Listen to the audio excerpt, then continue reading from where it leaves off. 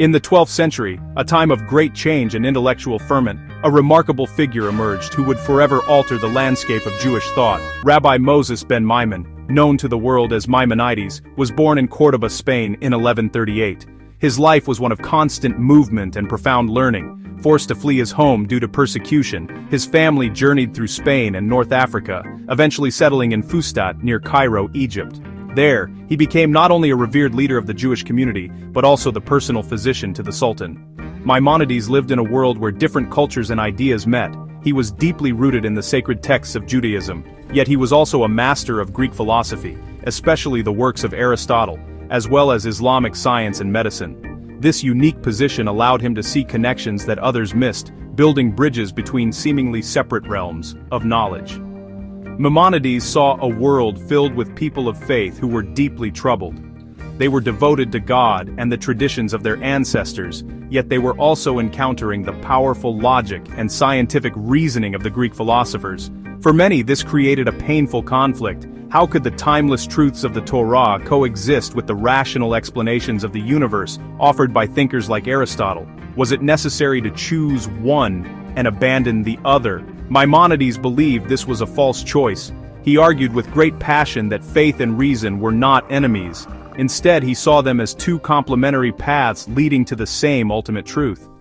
He believed that God had given humanity two great gifts, the revelation of the Torah and the intellect to understand the world.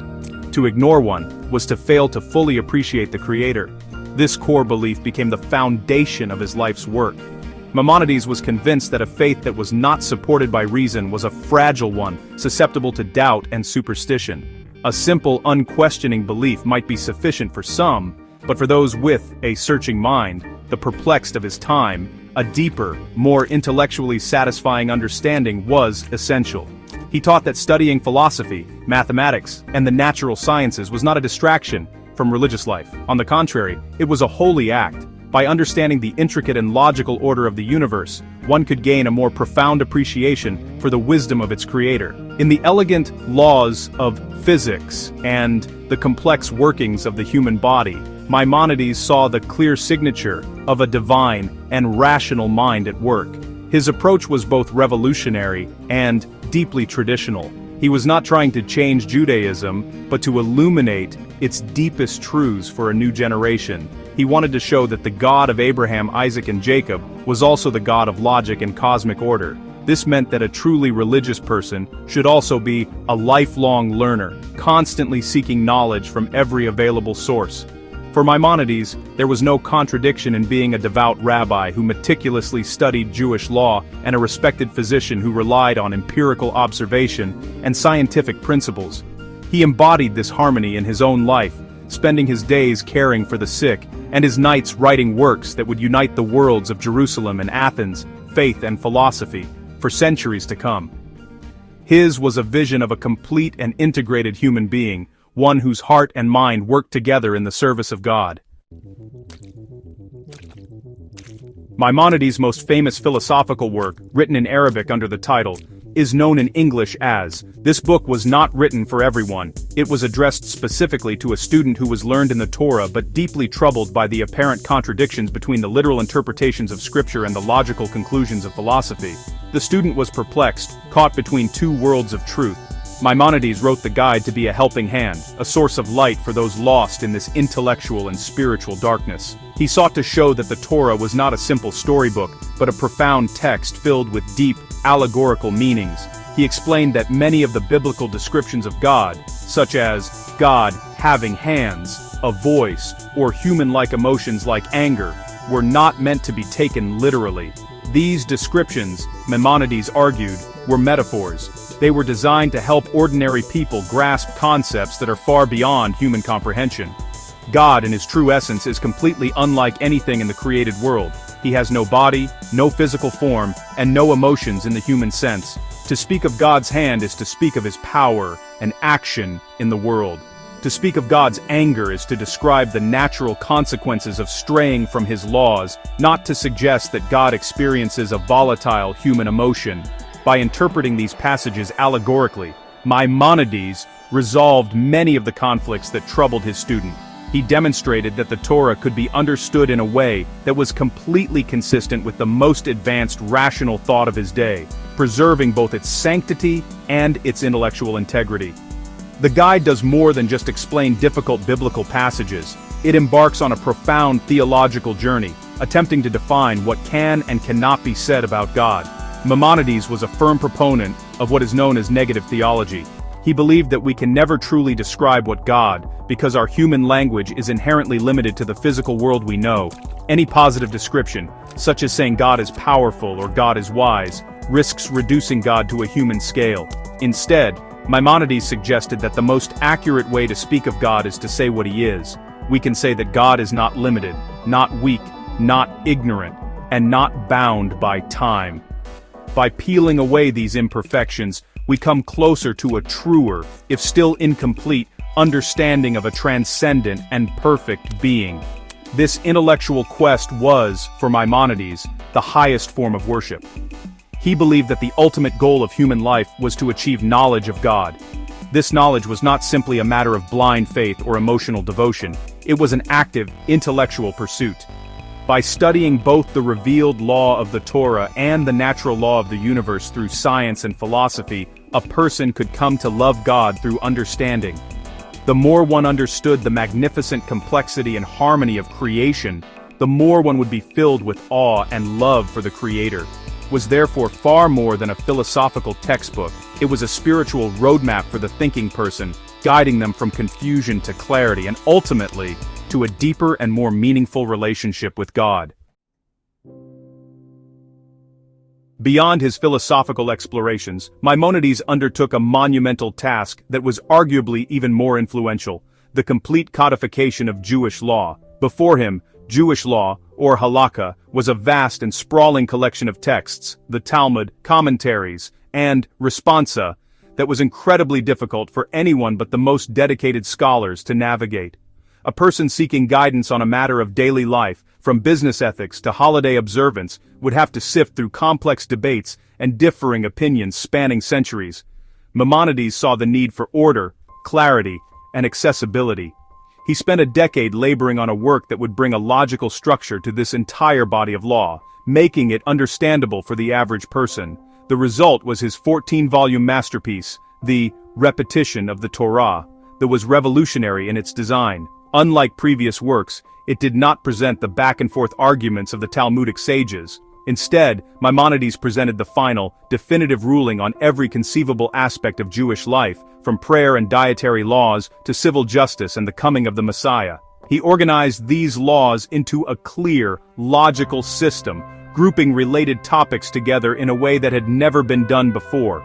He wrote it not in the Aramaic of the Talmud, but in a simple, elegant Hebrew, ensuring that it could be read and understood by Jews everywhere. His goal was to create a comprehensive code so that a person would only need the Torah itself and his work to know how to act in any situation. It was an act of profound synthesis, bringing order out of chaos. This project was not separate from his philosophical convictions, it was a direct expression of them. Maimonides believed that the divine laws given in the Torah were fundamentally rational. He argued that the commandments, were not arbitrary rules but were given by a wise creator for the well-being of humanity. They were designed to perfect society and to perfect the individual, both morally and intellectually. In the and other writings he often sought to provide the underlying reasons for the laws. For example, he explained that the dietary laws were not just about obedience, but also promoted health and self-discipline. The laws of justice were designed to create a stable and equitable society.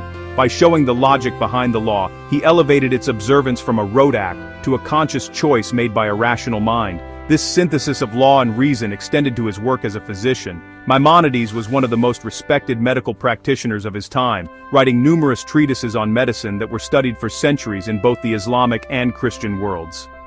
He saw no conflict between his medical practice and his religious duties. For him, healing the body was a religious obligation. He believed that a healthy body was necessary for a healthy soul and for the pursuit of wisdom. His medical advice stressed the importance of a balanced diet, hygiene, and a healthy lifestyle, principles he saw as aligned with the wisdom of Jewish law. In his life and his work, Maimonides demonstrated that the world of the spirit and the world of the flesh, the law of God and the science of man, were all part of one unified, harmonious reality. The impact of Maimonides was immediate and has endured for over 800 years. He remains a towering figure not only in Judaism, but in the history of Western thought. His works were quickly translated and studied by Christian scholastics like Thomas Aquinas, who drew heavily on Maimonides' method of reconciling Aristotelian philosophy with monotheistic faith.